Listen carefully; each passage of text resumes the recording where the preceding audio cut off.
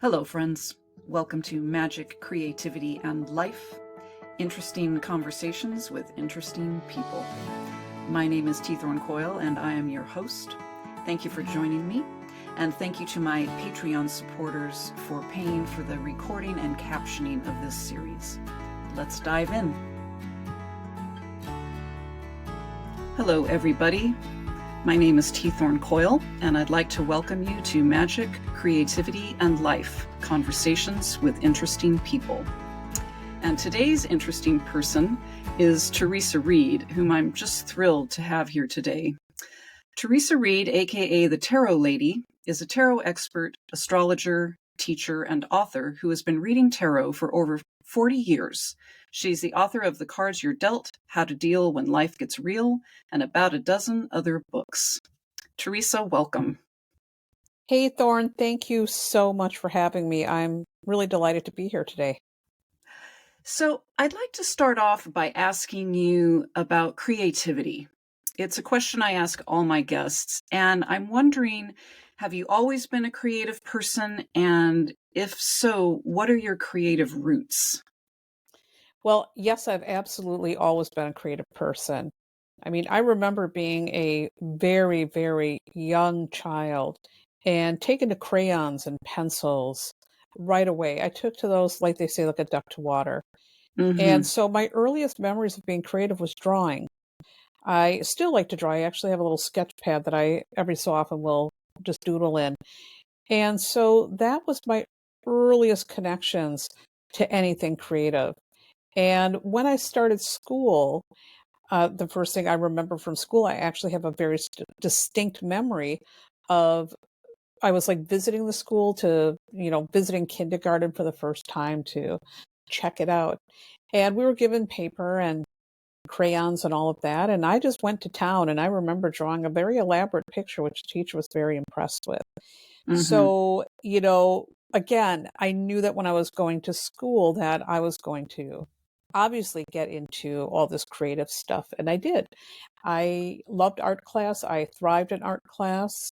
And, my mother also would buy me these little craft kits to play around with. So those are my absolute earliest memories. So it was just something that was, very natural Yeah. and, something that I just really found a lot of solace in as well. Yeah. I think creativity comes natural to most children until we're trained out of it, right? Until we're taught it's not good enough, or there are more serious things we should be doing, or, there's all sorts of things, or our imagination gets limited by adults in our lives. Um, Most people I talk to, creativity as children is a strong force in their lives. And it doesn't matter what it is. I love that you just said you started out with crayons. Yeah. It, It's really interesting you bring up about older people kind of dismissing that. They do that with intuition too. yes. Creativity, imagination, intuition, all of those things. When kids are just expressing that, I don't know why adults feel a need to do that, but they're really quick to try to put you into these like pigeonholes of what they think you should be doing, I guess, or what they think has merit. And I Hmm. just think that's really awful. I think, let them figure it out. Let them create, let them make art. And really, frankly, we should be doing that all of our lives. Yes. So why inhibit somebody? I don't get that. I think it comes out of fear. Most social control is around fear or oppression or both, I think. I know certainly, I was given a lot of leeway to explore my imagination, which is, I'm so grateful. I came from a working class, working poor family. And so things being practical was very important to my family. But I think they saw that I wasn't going to be denied Hmm. and let me run with my creativity. But I definitely had to deal with some of that ancestral fear later in my life when it came time to buckle down, get a real job, build a solid career. And my family then started going, what do you mean you want to be a writer? Mm-hmm. We don't understand. So I definitely had to do some work around that as an adult. Well, I remember two incidents in my life, and it's interesting. I come from a very similar background, working poor. We Hmm. we had no money. We Yeah. really struggled, and so practicality also was incredibly important. But the one thing that was interesting is my mother was psychic, and so was my grandmother. So the intuition stuff, nobody gave me any guff about that, Oh. which was weird. And it was always in our family, like it was okay for my brothers to be creative, but I needed to figure out, how to like help mom and clean the house and take secretary classes. And when I was in grade school, I loved art class. I thrived in art class. I won awards and I had an amazing teacher, Miss Leslie. And one day my mother and I went to the school because we had to do those, teacher meetings. And we were talking to my math teacher. My math teacher was telling my mom, she's great. We really want her to do math. And he said, oh, by the way, the art teacher wants to see you. And so we went down to the art, and I came along with my mother this time. Normally I didn't, but for some reason I was dragged along. And so we went down there. My mom says, oh, she's probably going to be talking about your brother, because he's so artistic. And my brother's artistic, but I was always a better artist. And she says, and he's such a little devil, he's probably in trouble too. So we got in there and sat down. And my mom says, well, you probably want to talk about my son, Casper, and, started talking about him. And the teacher says, well, yeah, he's a handful. But no, actually, I want to talk about her. And she pointed to me, and I was like, oh my God, thinking I'm going to be in trouble. And she Hmm. told my mother, you have an incredibly gifted daughter. And I'd really like to see her go into an art career. And I really was in shock. I didn't expect that. And, we went home and my mother just dismissed it. And it was really disheartening. And the second memory I have about that, and this is again where parents really do a disservice. When I went to high school, we had to meet with a guidance counselor. Hmm. And the guidance counselor is supposed to help you to pick out your curriculum. And so I was there with mom and he said, so what do you want to be? And I said, well, I want to be a cartoonist. I want to be a Wow. cartoonist or an artist. And he said, well, that's a very hard way to make a living. Most people don't make it. And my mother said, yeah, we think she'd be a great secretary. He says, well, I agree. And they both sat there and signed me up for a bunch of secretary classes. Oh. So I remember those incidents. And I also remember thinking in the back of my head, first of all, I'm not a secretary. I'm CEO material. I'm too bossy to be a Right. secretary. And second of all, it just really made me feel so angry that they were making choices and squelching something that was important to me. And I have found as a parent, because I have two children, that I was the opposite. My kids were like, Mm. listen, whatever you do, I don't care what you do, just make sure you love it and you'll figure it out. You'll figure out how to make a living and all that stuff, whatever. Just do what you love. And so my daughter is a writer. She writes historical fiction. And my son is a drummer and he plays all over the country and the world. And so they Hmm. make their living doing artsy things because I never got in the way because I remember what that felt like. That is fantastic. I so appreciate you were able to take the bad lessons you had learned and flip them on their heads and support your kids in that way. And I'm also thinking, I know um, high level admin assistants, and that's a really hard job. And like trying to shunt someone into being a secretary when that is a very specific skill set, it also devalues that work, Yes. right? So they were devaluing your creativity and devaluing skilled labor Yeah. simultaneously. And it was so sexist too. It was so sexist. And Yeah, first of all, there are male secretaries. I don't know why they didn't ask my brother to do that. right. It's very sexist, and it is. You're right. The way they're talking about that work, like that's the end all and be all, like it's no big deal. It's really disrespectful. Secretary work, administrative work is incredibly hard, and it requires a certain skill set, but also mindset, which I Yes, didn't have the mindset or temperament for that. Not at all. yes. I mean, me either. One of the reasons I've always been an artist and worked a variety of really strange jobs is I could never go work in a cubicle farm. Mm-mm. Um, I had to have room and time for my creativity.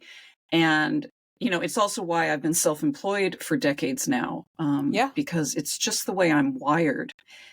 So I want to get back to intuition Hmm. because, we talked about creativity being squelched as a child, and you mentioned intuition is the same. And of course, you have formed your life and your work around intuition and cultivating intuition. So I'm wondering if you have like a couple favorite ways in which you help other people cultivate that. How, if someone has had intuition trained out of themselves, what are some ways you suggest we help reinstill a stronger sense of intuition in our lives? Well, the first thing that I think that's super important is you have to encourage people to really pay attention to how they're feeling. Mm, We live in a society where if you are a feeler, and I'm a feeler, I'm an emotional person. I was called too sensitive a lot when I was growing up. I still get called that once in a while. We have to stop that language, and we have to be able to tell people, what are you feeling? What are yeah, you feeling about this situation? And I think even just asking someone that question is really important, because when we're asking people to put words to what they're feeling, they're going to start to then process what that means for them. So the first thing is we really have to encourage people to feel and to articulate what they're feeling and why they're feeling that. I also think meditation's very helpful. yeah, A good meditation practice calms your mind so you can hear your inner voice. I always like to say when I meditate, my best ideas come to me. But it's also a time where I not only get creative, but I really start getting like little messages. Those are two ways to really get people, to start trusting their intuition, and also encouraging folks to use tools like tarot or pendulums, because those can help you access your intuition. I'm a huge believer in throwing a deck of tarot cards in someone's hands and saying, just play with this. Look at those images. What hmm, are they telling you? And I'm also one of those weirdos that I tend to think everything is a sign. I mean, I have what I call musical oracles and all this stuff. And I encourage people to develop different signs to look for, different patterns to pay attention to. Intuition mostly is about being attentive. yeah, And once you start really doing that, um, it's going to be amazing at how much your intuition is always speaking to you. You just didn't notice. yeah. I agree. And first of all, I love that we're back to childlike activity in you handing someone a deck and saying, just play, Hmm. right? How often do we give ourselves permission to just play with something, especially in this culture where everything is commodified, right? So I love that part. And the second thing I want to say is paying attention is key for me as well. And I want to say to any listener who feels like emotions are not your thing, don't worry about that either. Hmm. Um, it is about just paying attention to the world around you and to your impulses. What are they telling you? Like, one example I have is when I was going through a phase where I really wanted to train my intuition even more, I would pay attention to every impulse, including I'm taking a walk. Hmm. My intuition says turn left when I'd normally go forward. And I'm like, okay, I'm going to follow that and turn left. And sure enough, half a block down the street is a parent struggling to open a car door with all their packages and their child. And I was in the right place at the right time. Right. Yes.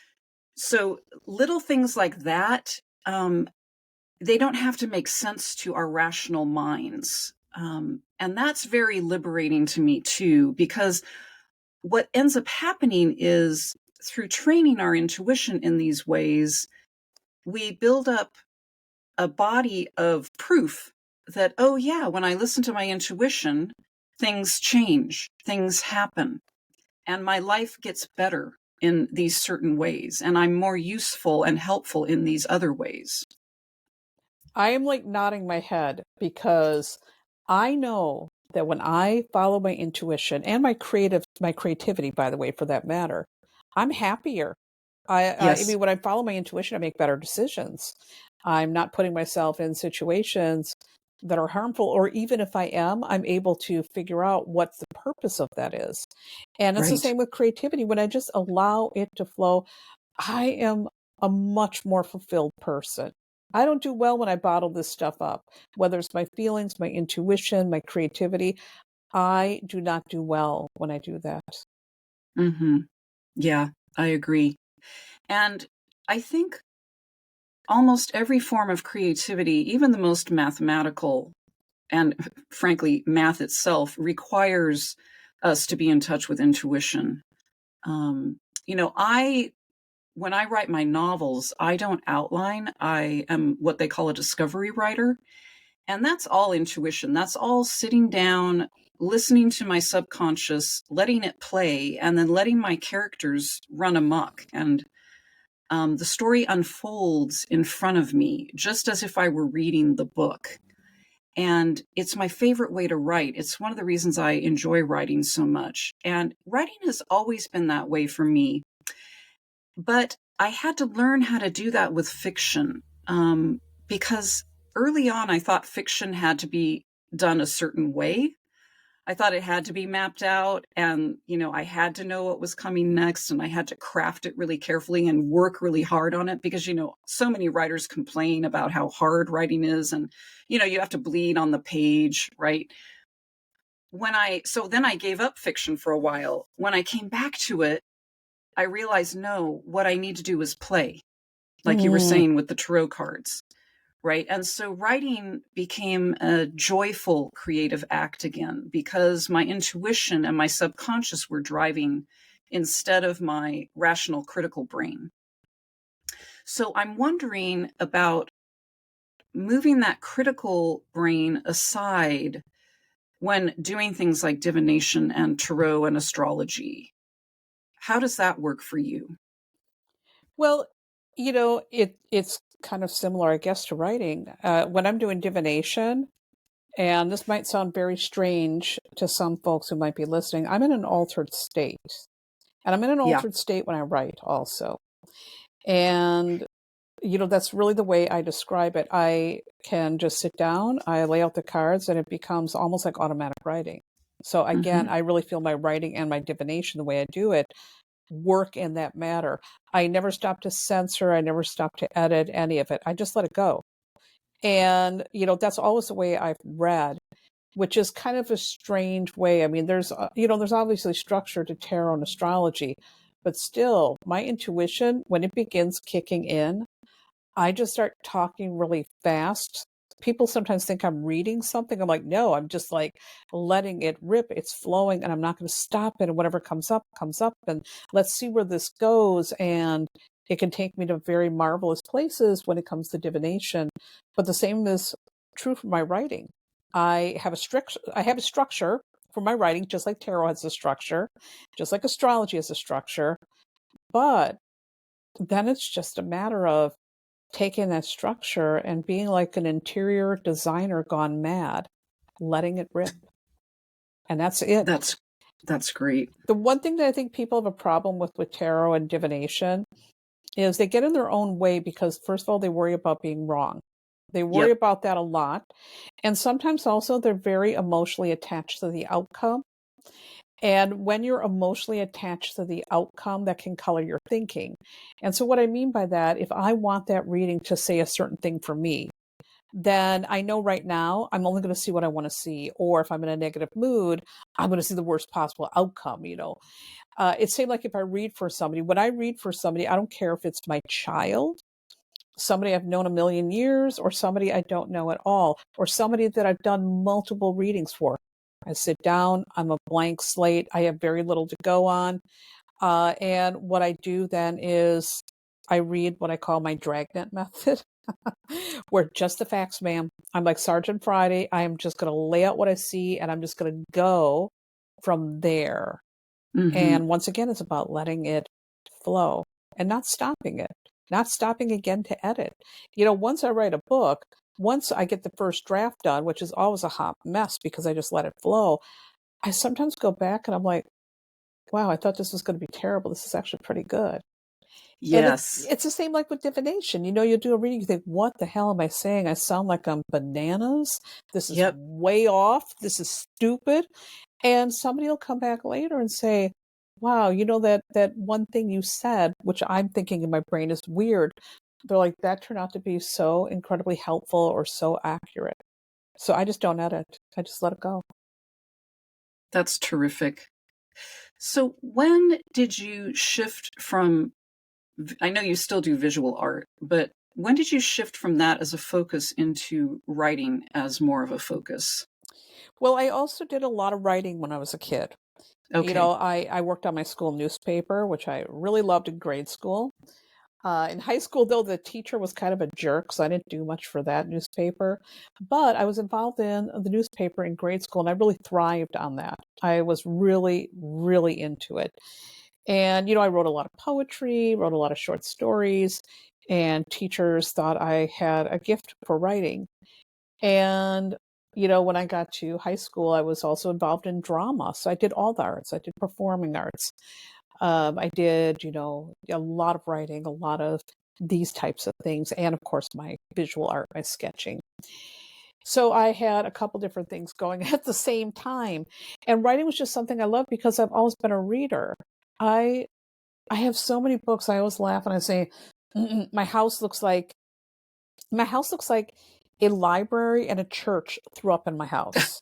I've Yes. got so many books and spiritual supplies. And, you know, so I've always been a reader since I started reading when I was 2 years old. And Hmm. so I was an early reader.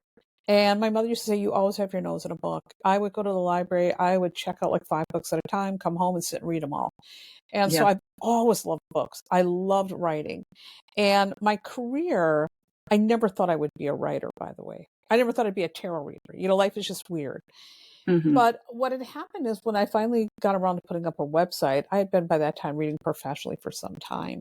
And I thought, well, I better put up a website and get with the program here. And I did, and I noticed, you know, well, people are writing blogs. I better start doing some of this. And so I did. And in the early start, my writing was really kind of crusty because I hadn't written for a long time since high school. You know, I don't, by the way, I don't have like a college degree in writing, an English major. I don't have an MFA like my daughter. I don't have any of that. I was busy doing tarot and reading every book I could get my hands on, of course. But so when I started doing blogging, at first it was really rusty. It wasn't very good. But I started taking some writing classes. And that's what really helped me to feel more confident. And so then I became, you know, a pretty avid blogger. And that's how I started really developing my writer's voice, the topics I wanted to talk about. And then I was actually speaking at an event, and a publisher came up and they said, hey, you know, have you ever thought about writing a book? And I said, yeah, I did. Yeah, but, you know, just haven't gotten around to it. And they're like, well, we want to add a tarot book to our lineup, and I'd love to talk to you about it. And she handed me the card. And I had other publishers who were kind of interested too. But when I saw the card, I felt here's that intuition. I felt a really good vibe. And I said, Yeah. this is the one. And basically they loved my book proposal. They said, let's turn it into a coloring book. I said, yes, that makes sense. What a great idea. And we collaborated and I wrote that book, and that book sells very well. And from there, I've written 8 books and 2 books for tarot decks. And I'm getting ready to work on book number 9. Fantastic. I love that.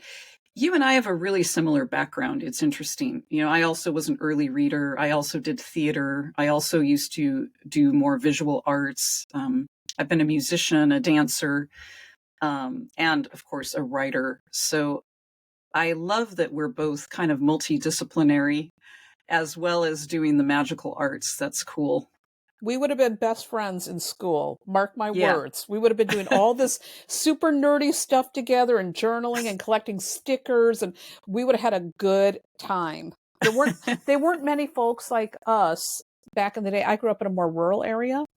Uh-huh. But you know, it was an area that was going through a lot of change then. A lot of the farms were being sold. There were, you know, suburbs being built or subdivisions, whatever you call it. And, you know, so I always felt like an outcast Hmm. because there weren't people interested in the music I was interested in. the things I was jamming on. I just really felt like, wow, I cannot wait to get out of here and get into a city. I was much happier Yeah, once I finally got into a city. But yeah, we would have had a good old time back then. that's great. So I want to go back to, you mentioned meditation earlier, and meditation is one of my core practices as Mhm. well. And I'm wondering, do you have other practices you do regularly that are foundational to your magic, your work, your creativity, any of the above? Yoga has been very helpful for me because yoga tricks you into meditation. It all goes back to meditation. So I find that when I am doing, I mean, even if you only do like 10 minutes a day of yoga or meditation, it makes a huge difference.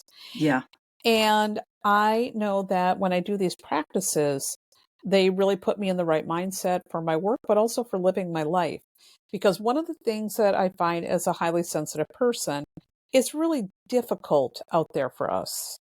You know, we're dealing with the world at large where there's so many awful things going on. And sometimes we can lose sight of our hope, our spirituality, our creativity, ourselves. And so we do need practices to help us to stay connected so we don't get lost in the world at large. And meditation, again, is my favorite, but yoga also, I adore yoga. Anytime I'm moving my body, I find that that actually really becomes kind of a spiritual thing for me. It puts me in a meditative place. And the more I'm in a meditative place, the better I feel. The better I feel, the more aligned I am with my intuition and my creativity, but also my ethics. So it all comes together. It's important. I agree. Yeah, I talk about daily practice as setting a template for my day, right? Hmm. I like to do it first thing in the morning so that I'm starting aligned and I'm starting from my foundation rather than starting scattered or worried or upset or anything else. And lately, and I've noticed whenever the world feels more chaotic or difficult or heartbreaking, I then add something at the end of my day. I bracket my day with some sort of centering, and that is really helpful to me too. Yes, I do what I call my wind down at night. And you know, the first thing I do before I do my wind down, I always have to talk to I talk to my children every day, and by it's really ridiculous because my son lives around the corner, my daughter's 5 minutes away. So, but we talk every day. And I never go to bed without having a conversation with my daughter every night. So the first thing in the wind down is we always have that little conversation. It's like a touchstone. And then I spend time, quiet time. I might be reading, maybe, reading a book, journaling, doing some stretches, a little meditation. And it takes me a good long time to do the wind down, usually about 2 hours. And I do all of that before I go to bed. It's a very, very slowing down vibe. And Mm, this is really especially helpful because the world, and by the way, the world is always bananas. There's always something going on. yeah, You know, I used to have clients that would come in anytime there was something horrible that happened. Um, and I would always have to tell them, it's always been a horrible place. Why do you think this Y2K thing, for example? I made so much money during Y2K because everybody thought the world was going to end. And I basically had people coming in and I was telling them, it's not going to end. Don't listen to that preacher. Don't listen to Pat Boone. Don't put your money buried in your yard. Don't listen to any of that. It's not going to end. The world has always been filled with really challenging things. And you have to remain hopeful and we'll get through this. And I also keep that in the back of my mind when it does get hard, when it gets difficult. And that's not always easy to do. It's not yeah. always easy. I think it's very challenging, again, especially if you're sensitive, to maintain that state of joyousness and Hmm. kindness and compassion when you see some pretty awful things happening. Yeah. There's a book I love. The title itself is wonderful. It's called Joyful Militancy, Ooh. and it's about being joyful as an activist in the world. Um, and I just love that concept of bringing joy in, no matter how hard things feel. And one of my favorite books of yours is Tarot for Troubled Times. And it's filled with stuff like this. And I'd actually like to read a snippet from that, if I may. Sure. Because you talk about something I also return to over and over again, and that is about possibility, right? Possibility gives us hope, and that's why it's so important to me to keep that as another touchstone. So I'm going to read what you wrote about that. Once you set your intention by rooting it into a feeling, open it to possibility. No matter what you feel or the circumstances you find yourself in, the one thing you can always trust is possibility. There is always the possibility for something else to come. That is the nature of the universe. Hold that feeling of possibility deep inside of you. You don't need to worry about what shape that possibility will take. Which I also love. That goes back to the thing we talked about earlier too, which is releasing attachment to outcome. Mm-hmm. Right? And just being present in the world, knowing that there's always a chance for possibility. There's always an opening, even if it seems like there is no opening. So I just wanted to bring that to our conversation because it touches on a lot of what we've already talked about. And I'm wondering if you have anything else you want to say about possibility and intuition and troubled times. I think the most important thing is openness. Yeah. Because here's the thing that happens often. When we're going through hard things or when the world is really going through a bitter thing, what happens is we close down. We don't listen to other people. We close down. We don't want to deal. We tune out. We escape. We drown our sorrows. We do all of that. And the world needs you to be here. It needs you to be here and be present to show up and do good work, however that work is for you. I like to say when it comes to activism, intuition, creativity, all of those things, which I want to lump together, it's going to be different for all of us and how it looks. And we certainly don't want to be judging someone else's creativity, their intuitive process, or the way they're showing up in the world. So we want to be open always. We want to be open to other people's processes. We want to be open to other people's point of views. You don't have to like it, but be open and listen. And I think a lot of creativity and intuition and dealing with the world, it all comes down to that. It's about listening and being open. And when we listen and when we are open, that's when we find our muse. That's when we find our inner guidance. And that's where we find the tools to change and dismantle the BS. Yeah. And it's also, yes, because it gives us greater access to real choices, right? The choices become more clear. The more we listen, the better we pay attention. And, I want to be clear to our listeners that I'm certainly not talking about, and I don't think you are either, listening to people and paying attention does not mean we say that is acceptable. Oh, God, no. God, no. No. But I want to make sure I listen so I understand. I want to Yes. understand why. And sometimes I found that when I sit there and I really listen, and I listen without thinking about what I'm going to say, just really listen, I can get down to the heart of what's going on here. Again, it doesn't mean I have to agree. It doesn't mean I have to say, hey, this is okay, rock on. I can still be in complete disagreement, but at least now I understand. Because a lot of times Yes. what happens is other folks don't understand. They don't want to. They just want to be so rigid. And that's where we get into a lot of trouble. So I don't listen to say, hey, all right, man, I'm going to agree with this dude. I listen because I want to understand. How did you get here? Where did this form? What's causing this? What's the underlying thing here? And understanding then becomes a source of power. It becomes a tool. Yeah. It's interesting too, because politically, I see some of my friends out there, they're doing some things and I'm like, you got to be a little more strategic. Start by Yeah. really listening, and then you're going to know how to go in and really do the most important work. And that's the same again with your creativity. Listen, listen to your muse, and then you can go in there, you can really do the work. Yeah. Yeah. That's helpful. Thank you. So, switching gears slightly, what does the word magic mean to you? Well, magic to me, I mean, first of all, it means so many things. We can look at it as, the magic of here we are and we're having this conversation and it's over this machine, which never Yeah. would have happened back when we were young. That's very magical when you think about it. I see Yeah. magic in musicians. Musicians to me blow me away. How did you come up with that song? That feels like voodoo to me. How they made music. Where did this come from?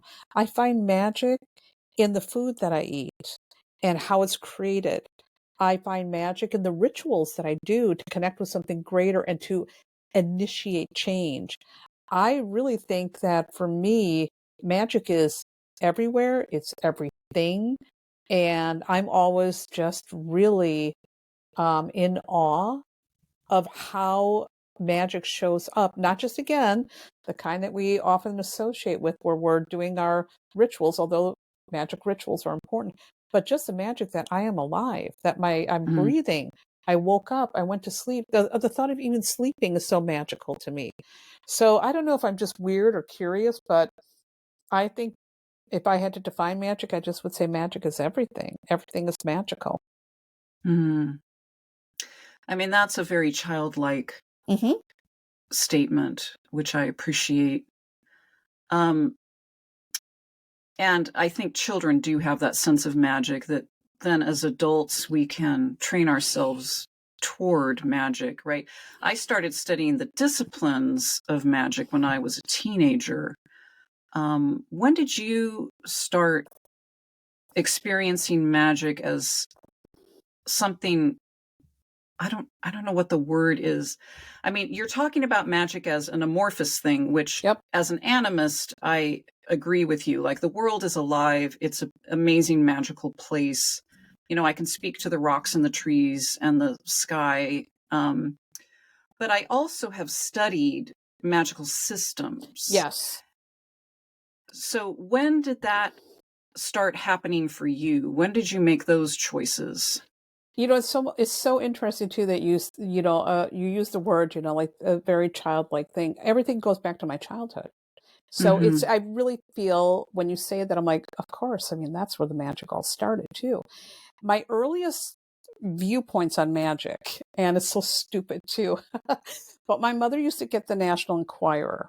And I remember I know this is so stupid. It's almost embarrassing. But there used to be these ads for the magic power of witchcraft, and they were full page ads. And I would pore over that ad. I remember those ads so clearly.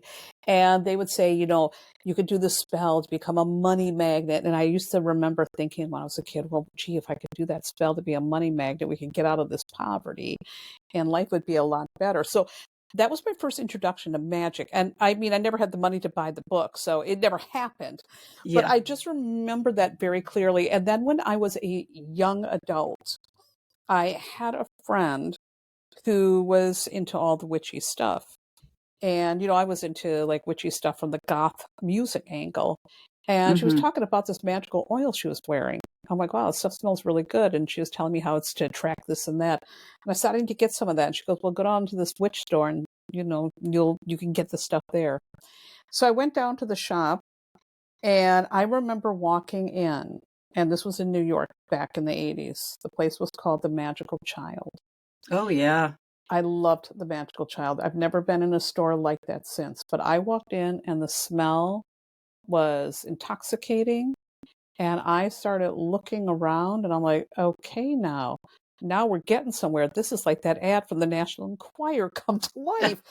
And I remember I bought a book. I still have that book, by the way. It's called Mastering Witchcraft by Paul Hewson, I think is the Oh, last yeah. name. And so I've had that copy now. God, I bought that a long time ago. I was like early 20s, really, really young. And I got that book and started studying it. And I was like, oh my God, this is so cool. And then I went back again and I had a roommate. And I went back there. I said, listen, we're having some bad luck. What do you recommend? And the guy behind the oil counter and I became friends. And he said, I recommend you get this uncrossing kit. So I had at that time, I had read Paul Huston's work, but I never did any magic. I just Mm-hmm. read it and I was really intrigued. So I took this kit home and we're like, okay, we're going to do this thing. And I remember when we were doing the ritual, all of a sudden I felt the air shift. I can't explain it. If you've done magic, you know what I'm talking about. The whole air shifted. And we're like at that time chanting. And I remember we're looking at each other. Our eyes are really wide. And after we were done, I said, did you feel that? And they're like, I did. What was that? I said, I don't know. We got something unleashed here. And what was interesting is my luck did change after that. Like suddenly some doors opened and everything started making sense. And I'm like, wow, there's something to this stuff. And so that's what got me into magic. And from that point on, I've loved studying magical this and that. I would probably say, I'm not real committed to one path. And this is where my Gemini comes in. I don't like committing to anything. I like being kind of a free spirit. Let me just do what I like and test things out and see what I enjoy. But those were my earliest introductions to magic. And the other thing that I would say that was a big introduction to magic was, I got into astrology before anything. And when I started really paying attention to transits and using them, not just in my magical practices, but in my daily living, well, boy, howdy, a lot of things got very magical then. So those are the things that, those are my connections to it. And I love magical anything. I like witchy anything. I'm really into it. It's interesting you talk about studying transits because, that is another form. That's a form you use to pay attention Mm-hmm. also, right? Yep. Yeah, it's just a more elaborate form of paying attention than the forms we were talking about earlier. I love that. And the magical child, wow, I mean that's an occult classic historical place. My equivalent was a shop in San Francisco called Curios and Candles. I was in that shop. Yeah, very similar vibe. Yep. Very old school. I loved that place. Walking in there when I was 18 was fabulous. Yes, and I'm so mad that both these places don't exist any longer. Yeah, yeah. They exist inside us. They do, and there are some really good shops out there, but there was something about those two, and I do remember that place because I went in there and I had a reading by a young guy. I can't even remember his name, but it was a really great reading. So, and just the smell and all of that. Oh, I love those old occult shop smells. Yeah, yeah. There's nothing like them. Mm-mm. And for a young person, it was just the most wonderful thing. I was from suburban Orange County, and moving to San Francisco was a revelation, changed my life. I love San Francisco. San Francisco, first of all, it's one of the only cities that my husband and I can agree on because he hates New York. I love New York. New York is the one place that I always say I feel more like myself when I'm in New York than I do anywhere else in the world. It is the one place. I jam there. I vibe there. It really works for me. And I have people out there who think I'm a native New Yorker. And I'm like, no, not at all. I'm like kind of a country bumpkin. So, but there's just something about it. But San Francisco is another city that there's a magic to San Francisco that you can't explain until you've been there. Yeah. It's another thing, when we're paying attention, there's magic everywhere. And in places where we feel like we have been diminished or oppressed, Mm-hmm. I think it's harder to feel that magic. So when we go to a place where we feel liberated, it's easier to feel that magic. But really, we can create that with each other anywhere. Yes, I completely agree with that. When you're with good company, good people, and sometimes my favorite company, by the way, is myself. I like being alone, which is kind of weird. But when you're in good company and you're having great conversation and you're maybe even sometimes eating interesting things together, there is something so incredibly magical. You're communing with each other and with spirit together. Yeah, absolutely. It doesn't matter then where you are. You've created that moment, you created that vibe, all of that. Yeah, I agree. I love that. Well, I have just one more question for you, tarot lady Theresa Reed. Yes. It's a big question, and you can answer it in any way that feels right. What is your why? Do you have a sense of your why or what your purpose is at this phase in your life? My why has always been the same as long as I can remember. I want to help. Yeah, And that is something, I don't know if it's because I have those 3 planets in Virgo, but I always feel like I want to help. And I really am serious about that. I want to help. And that is my why. It's the why in everything I do. Why did I become a tarot reader? I wanted to help folks. Why did I study astrology? I wanted to help myself. Why did I run my own business? So I could be helping people in a way that was going to be unfettered by other nonsense. Why do I write? So I can help people understand tarot and astrology. Why am I on the internet? So I can help fellow authors promote their work. You know, everything that I do, it's always about helping. I love that. Thank you so much. That's beautiful. And thank you so much for joining me today. This has been a terrific conversation. And I wonder, where can people find you? What's your website? The best place to always find me is my website, thetarotlady.com. That's where everything's happening. And you can find me on social media. My handle is always generally the Tarot Lady, and I'm mostly on Instagram and Threads. Threads I really love. It's a lot of conversations going on over there. Great. And as always, people can find me at thorncoyle.com. And this podcast is supported by my amazing Patreon people. You are welcome to join their ranks. And I hope everyone has a magical, creative day. Thank you for joining me. I hope you enjoyed that conversation as much as I did. And if you would like to support this series and future podcasts, please join me at patreon.com/thorncoyle. That's THORNCOYLE. Have a creative and magical day.